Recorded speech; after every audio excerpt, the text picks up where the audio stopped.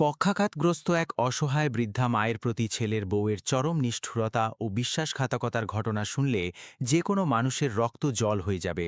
বিদেশ থেকে ফিরে আসা ছেলেটি যখন সেই নির্মম সত্যটা জানতে পারল, তখন তার আত্মার গভীরে এমন এক ভয়ঙ্কর কম্পন জেগে উঠল যে পুরো জীবনটাই যেন থমকে গেল। বন্ধুরা, এটি উত্তরপ্রদেশের প্রয়াগরাজের একটি সত্য ঘটনা, যেখানে গঙ্গার তীরে একটি পুরনো অথচ অত্যন্ত সুন্দর বিশাল বাড়ি ছিল।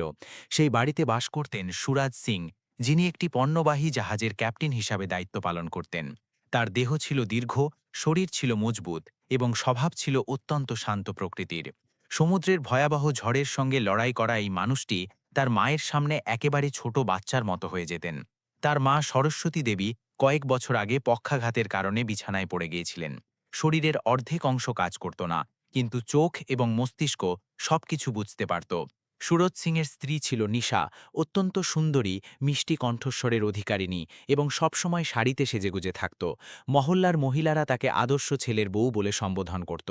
মন্দিরে সবার সামনে বসে পূজা করা, শাশুড়িকে নিয়ে বড় বড় কথা বলা এবং সবার সামনে সেবার দৃষ্টান্ত হওয়াই ছিল তার পরিচয়। যখন সুরজ সিংকে 6 মাসের জন্য সমুদ্রে যেতে হলো, তখন যাওয়ার সময় সে মায়ের হাত ধরে বলেছিল, মা, চিন্তা করো না, নিশা তো আছে, ও তোমার মেয়ের চেয়েও বেশি।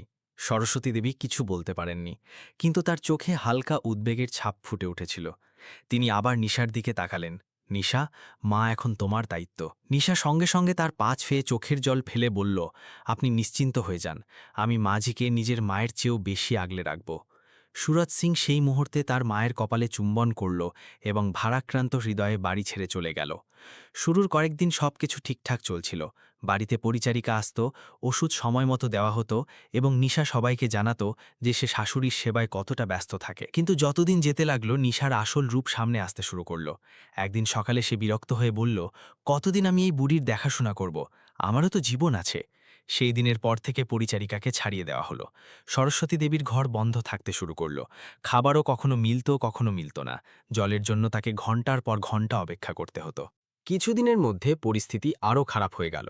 বাড়ির পেছনে একটি ছোট স্টোর রুম ছিল, যেখানে পুরনো বাক্স এবং ভাঙা জিনিসপত্র রাখা থাকত। সেখানে কোনো জানালা ছিল না, শুধু একটি মোটা দরজা। এক রাতে নিশা যা করল তা কেউ কল্পনাও করতে পারে না। সে সরস্বতী দেবীর বিছানা টেনে সেই স্টোর রুমে ফেলে দিল। তারপর ধীরে ধীরে বাড়ির বাকি লোকদের জানিয়ে দিল যে মাজি এখন অনেক বেশি অসুস্থ এবং কারো সাথে দেখা করতে চান না। আসলে সে তাকে দুনিয়া থেকে বিচ্ছিন্ন করে দিয়েছিল। দিন কাটতে লাগল। সরস্বতী দেবী এখন সেই অন্ধকার ঘরে একা পড়ে থাকতেন। কখনো শুকনো রুটি ছুঁড়ে দেওয়া হতো, কখনো একেবারে কিছুই না। জলের জন্য তিনি তার শুকনো ঠোঁট নড়াতেন, কিন্তু আওয়াজ বাইরে পৌঁছত না। ওদিকে নিশার জীবন একেবারে অন্যরকম চলছিল। দামি জামাকাপড়, বিউটি পার্লার, শপিং, পার্টি, প্রতি মাসে সুরাজ সিং যে টাকা পাঠাতো তা সব নিজের উপর খরচ করত। প্রতিবেশীদের বলতো যে চিকিৎসা খুব ব্যয়বহুল। প্রতি রবিবার ভিডিও কল হতো। সেদিনও তাই হলো। নিশা আয়নার সামনে বসে হালকা মেকআপ করল, চোখে গ্লিসারিন দিয়ে চোখের জল তৈরি করল এবং ফোনটি স্ট্যান্ডে লাগালো। স্ক্রিনে সমুদ্রের মাঝখানে দাঁড়িয়ে থাকা জাহাজ থেকে সুরজ সিংকে দেখা গেল। নিশা, মা কেমন আছে? সে উদ্বেগের সাথে জিজ্ঞেস করল। নিশার চোখ থেকে নকল জল বইতে লাগল। খুব দুর্বল হয়ে গেছেন, শুধু ঘুমিয়ে থাকেন, আমি তো দিন-রাত ওনার পাশেই থাকি। সুরজ সিংয়ের কণ্ঠস্বর ভারী হয়ে এলো। তুমি খুব ভালো করছো, আমি তোমার এই ঋণ কখনো ভুলব না। নিশা ফুঁপিয়ে কেঁদে বলল, এটা তো আমার কর্তব্য।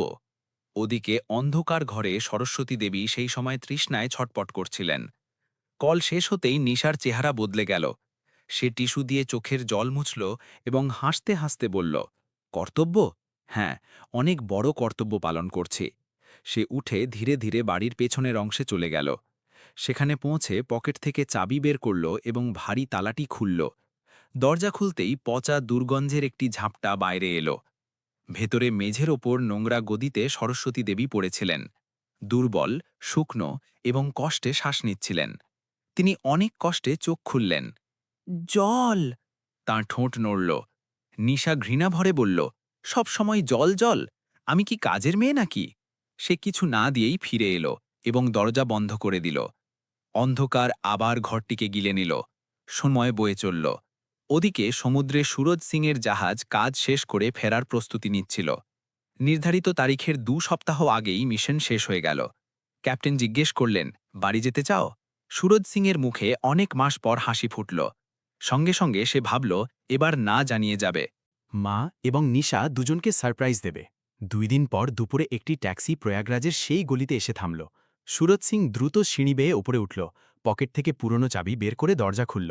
বাড়িতে অদ্ভুত এক নিস্তব্ধতা ছিল। সে হেসে ডাক দিল, মা, আমি এসে গেছি। কোনো উত্তর এলো না। সে সরাসরি মায়ের ঘরের দিকে এগিয়ে গেল। দরজা খুলল এবং তার পায়ের তলায় মাটি সরে গেল। সেই ঘরটি এখন আর মায়ের ঘর ছিল না, সেটি একটি চমৎকার ড্রেসিং রুমে পরিণত হয়েছিল। আর এখান থেকেই সুরজ সিংয়ের মনে প্রথম ভয়ের জন্ম হল। সে ঘরের ভেতরে পা রাখতেই তার শ্বাস যেন আটকে গেল। যেখানে একসময় তার মায়ের মেডিকেল বেড রাখা থাকত, সেখানে এখন চকচকে আয়নাওয়ালা বড় আলমারি দাঁড়িয়ে আছে। দেওয়ালে দামি জামাকাপড় ঝোলানো ছিল, নিচে রং বেরঙের স্যান্ডেল সাজানো ছিল এবং কোনায় মেকআপের জিনিসে ভরা ছিল। সেই ঘরে মায়ের অস্তিত্বের একটি চিহ্নও অবশিষ্ট ছিল না, যেন এখানে কখনো কোনো অসুস্থ মানুষ থাকতই না। সুরেজ সিংয়ের গলা শুকিয়ে গেল। সে পুরো ঘরটি খুঁটিয়ে দেখল, তারপর দ্রুত বাইরে বেরিয়ে এলো। মা! এবার তার কণ্ঠে আতঙ্ক স্পষ্ট ছিল। সে একে একে পুরো বাড়িতে খুঁজতে লাগল। রান্নাঘর, বারান্দা, গেস্ট রুম, এমনকি ছাদও দেখে ফেলল। কিন্তু সরস্বতী দেবী কোথাও ছিলেন না। বাড়িতে নিশাও উপস্থিত ছিল না।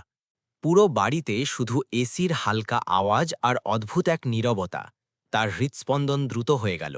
তখনই বাড়ির পেছনের দিক থেকে খুব হালকা ভাঙা কাশির মতো শব্দ তার কানে এলো। সে থমকে গেল, কয়েক সেকেন্ড শ্বাস বন্ধ করে শুনল।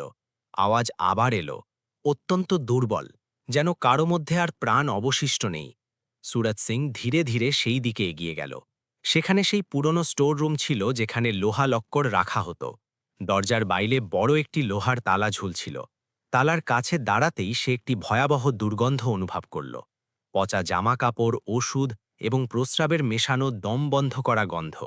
তার হাত কাঁপতে লাগল। এখান থেকে আওয়াজ কিভাবে আসতে পারে, সে বিড়বিড় করে নিজেকে বলল।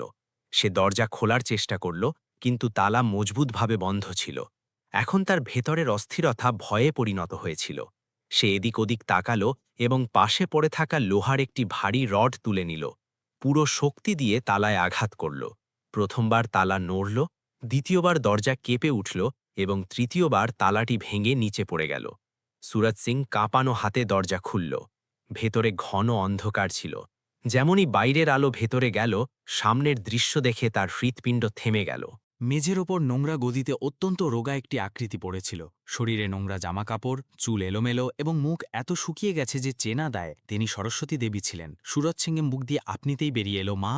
দরজার আলোতে ওনার চোখ ধাঁধিয়ে গেল। তিনি ভয়ে হাত বাড়িয়ে দিলেন, যেন কোনো আঘাত থেকে বাঁচার চেষ্টা করছেন। কাঁপানো কণ্ঠে বেরিয়ে এলো, মেরো না, আমি চুপ আছি, জলও চাইব না। এই শব্দগুলো শুনে সুরজ সিংয়ের ভেতরটা ভেঙে চুরমার হয়ে গেল। সে দৌড়ে ওনার কাছে গিয়ে হাঁটু গেড়ে বসে পড়ল এবং ওনাকে নিজের বুকে জড়িয়ে ধরল। মা, আমি সুরজ। তার কণ্ঠ কান্নায় ভরে গেল। সরস্বতী দেবী যেমনই তার কণ্ঠ চিনতে পারলেন, ওনার শুকনো চোখ দিয়ে জল বইতে লাগল। ওনার হাত অনেক কষ্টে উঠল এবং ছেলের মুখ স্পর্শ করল। তুই এসে গেছিস? তিনি ভাঙা গলায় বললেন। সুরজ সিং হু হু করে কেঁদে উঠল। সে বুঝতে পারছিল না যে এত মাস ধরে তার মা এই অবস্থায় কিভাবে মেজেছিলেন। ওনার শরীরে ক্ষত ছিল, ঠোঁট ফেটে গিয়েছিল এবং শ্বাস খুব ধীর চলছিল। সে সঙ্গে সঙ্গে ওনাকে কোলে তুলে নিল। ওনার ওজন এত হালকা হয়ে গিয়েছিল যে মনে হচ্ছিল কোনো বাচ্চাকে তুলছে। সে ওনাকে নিজের ঘরে নিয়ে এলো, পরিষ্কার বিছানায় শুইয়ে দিল এবং জল এনে ধীরে ধীরে ওনার ঠোঁটে লাগালো। সরস্বতী দেবী কাঁপতে কাঁপতে চুমুক দিলেন। কিছুক্ষণ পর সে ডাক্তারকে ফোন করল। ডাক্তার দ্রুতই বাড়িতে পৌঁছে গেলেন। অবস্থা দেখে তিনিও চমকে গেলেন। পরীক্ষা করার পর তিনি গম্ভীর স্বরে বললেন, যদি আপনি আর 2-3 দিন না আসতেন তবে হয়তো ওনাকে বাঁচানো কঠিন হতো। সুরজ সিং চোখ বন্ধ করে নিল। তার ভেতরে রাগ, কষ্ট এবং অপরাধবোধ সব একসাথে উথলে উঠছিল। ডাক্তার চিকিৎসা করে চলে গেলেন। সরস্বতী দেবী ওষুধের প্রভাবে ঘুমিয়ে পড়লেন। ঘরে হালকা আলো আর নীরবতা ছেয়েছিল। সুরজ সিং চেয়ারে বসে ওনার দিকে তাকিয়ে রইল। তার মুখ পাথরের মতো হয়ে গিয়েছিল। রাত ধীরে ধীরে গভীর হতে লাগল। রাত প্রায় 9টার দিকে প্রধান দরজার বেল বাজল। তারপর চাবি ঘোরার শব্দ হল এবং দরজা খুলল। নিশা ভেতরে এলো। তাকে খুব খুশি দেখাচ্ছিল। হাতে শপিং ব্যাগ ছিল এবং মুখে কৃত্রিম হাসি। কিন্তু যেমনই সে ঘরের কোনায় বসে থাকা সুরজ সিংকে দেখল, তার পা থেমে গেল। আপনি আপনি তো আগামী সপ্তাহে আসার কথা ছিল। তার কণ্ঠ তোতলাতে লাগল। সুরজ সিং তার দিকেও তাকালো না, শুধু ধীর স্বরে জিজ্ঞেস করল, মা কোথায়? নিশা এক মুহূর্তের জন্য স্তব্ধ হয়ে গেল। তারপর দ্রুত সামলে নিয়ে বলল, উনি তো নিজের ঘরে ঘুমাচ্ছেন, ওষুধ খেয়ে খুব ঘুম আসে ওনার। সুরজ সিং ধীরে ধীরে উঠে দাঁড়াল। তার চোখে এমন এক শীতলতা ছিল যে নিশার শরীরে কাঁপুনি ধরে গেল। সে তার কাছে এলো এবং কিছু না বলেই তার চুল মুষ্টিতে ধরে ফেলল। নিশা ব্যথায় চিৎকার করে উঠল। আহ, এ কি করছেন আপনি? সুরজ সিং প্রথমবার তার চোখের দিকে তাকাল। সেই দৃষ্টি ভালোবাসার ছিল না, ঘৃণারও ছিল না, বরং কোনো এক ভয়ঙ্কর সিদ্ধান্তের ছিল। চলো, সে অত্যন্ত শান্ত কণ্ঠে বলল, আমি তোমাকে দেখাচ্ছি মা কোথায়। সে তাকে চুল ধরে টেনে হিচড়ে বাড়ির পেছনের দিকে নিয়ে যেতে লাগল। নিশার দামি স্যান্ডেল মেঝেতে ঘষ্টানো হচ্ছিল। তার হাত সুরজ সিংয়ের কবজি ধরে নিজেকে ছাড়ানোর চেষ্টা করছিল। কিন্তু সেই সময় সুরজ সিংয়ের ধরা ছিল পাথরের মতো শক্ত।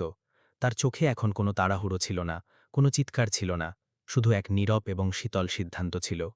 নিশা ক্রমাগত বলে যাচ্ছিল, ছাড়ুন আমাকে, আপনার কি হয়েছে, আমি কি করেছি? কিন্তু সুরজ সিং একটি শব্দও বলল না। সে সরাসরি সেই স্টোররুমের সামনে এসে থামল, যার ভাঙা তালাটি এখনও মেঝের ওপর পড়েছিল। সে নিশার মুখ জোর করে সেই খোলা দরজার দিকে ঘুরিয়ে দিল। ভেতর থেকে সেই দম বন্ধ করা দুর্গন্ধ আসছিল। নিশা নাক কুঁচকে ফেলল এবং পিছিয়ে যাওয়ার চেষ্টা করল, কিন্তু সুরজ সিং তাকে শক্ত করে ধরে রেখেছিল। দেখো, সে খুব ধীর স্বরে বলল, ভালো করে দেখো। নিশার নজর যেমনই ভেতরে গেল, তার মুখের রং উড়ে গেল।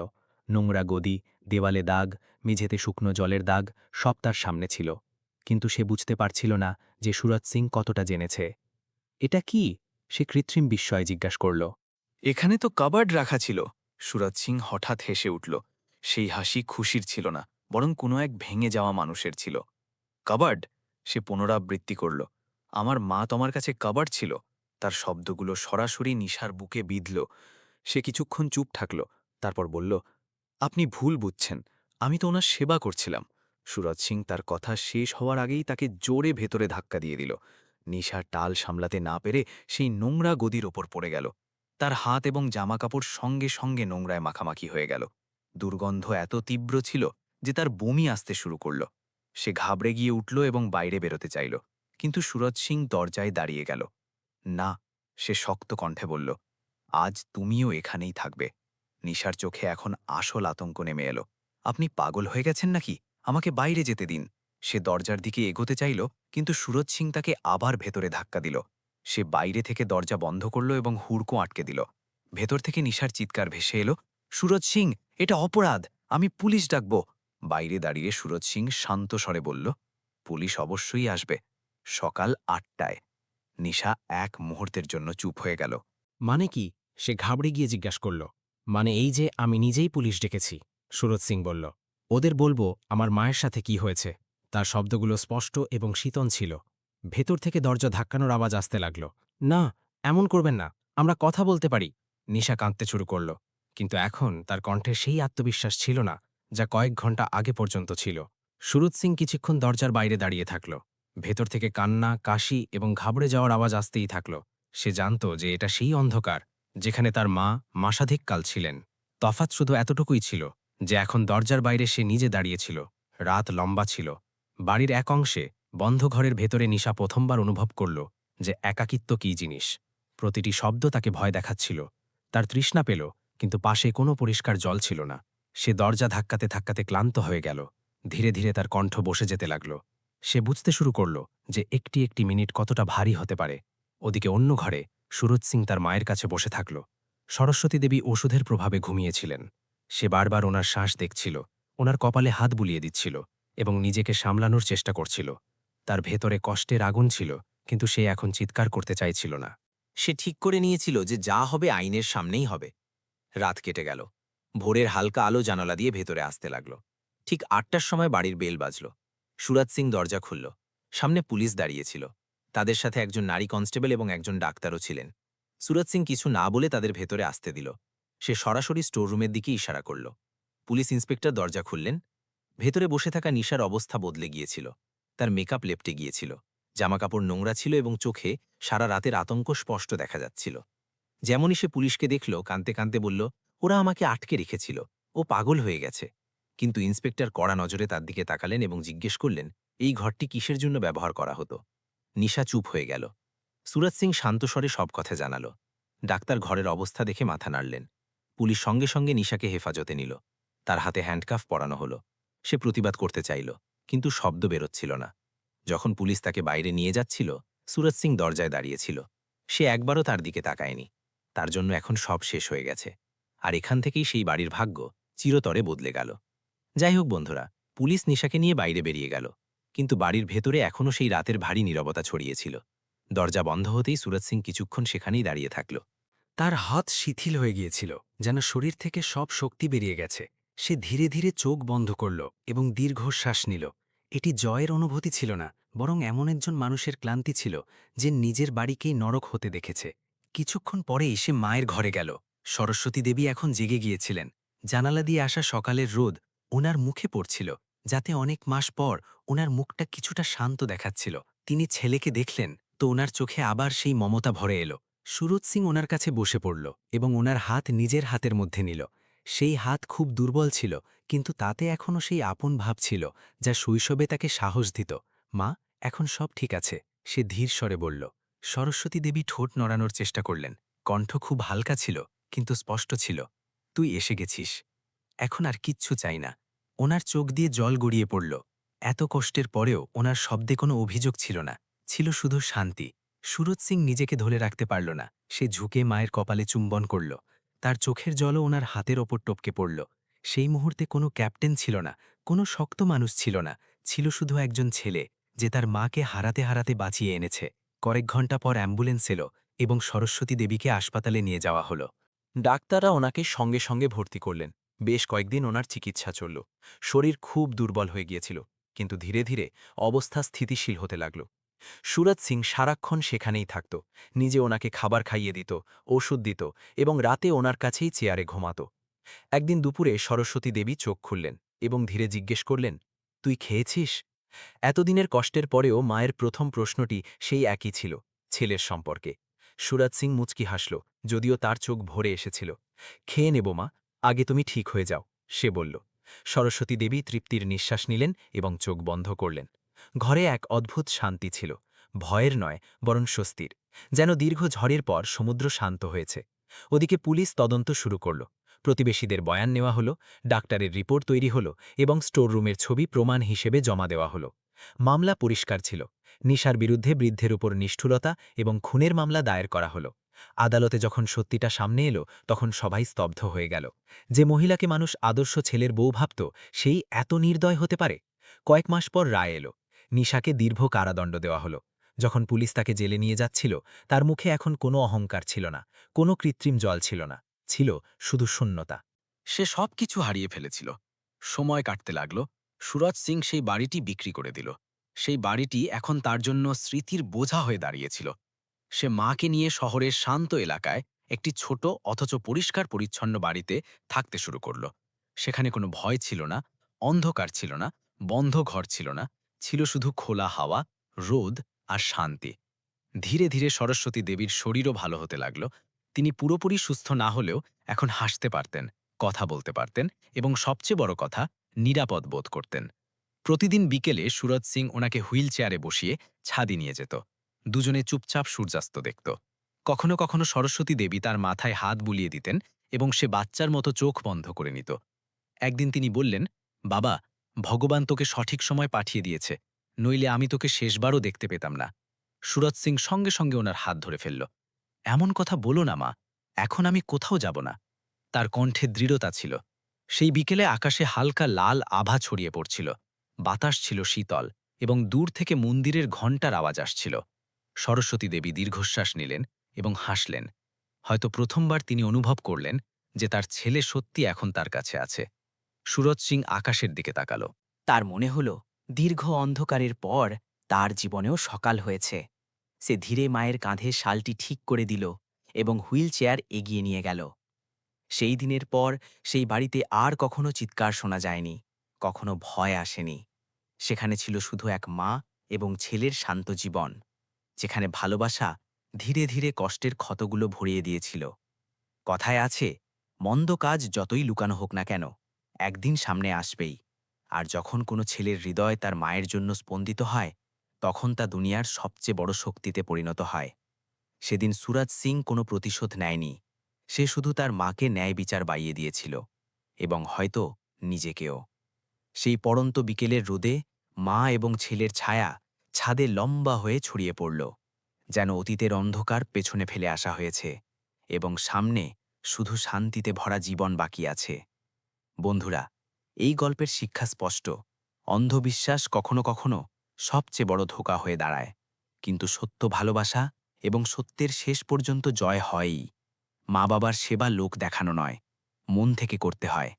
যে মানুষ অসহায়কে কষ্ট দেয় তার সত্য এক না একদিন সামনে আসবেই। এখন আপনি বলুন, আপনি যদি সুরজ সিংয়ের জায়গায় হতেন তবে কি করতেন? আইনের সাহায্য নিতেন নাকি অন্য কোনো সিদ্ধান্ত নিতেন? কমেন্টে অবশ্যই লিখবেন। আর যদি গল্পটি আপনাকে স্পর্শ করে থাকে তবে লাইক করবেন, প্রিয়জনদের সাথে শেয়ার করবেন এবং এমন সত্য গল্পের জন্য চ্যানেল সাবস্ক্রাইব করতে ভুলবেন না। দেখা হবে পরের গল্পে। ততক্ষণ নিজের খেয়াল রাখুন।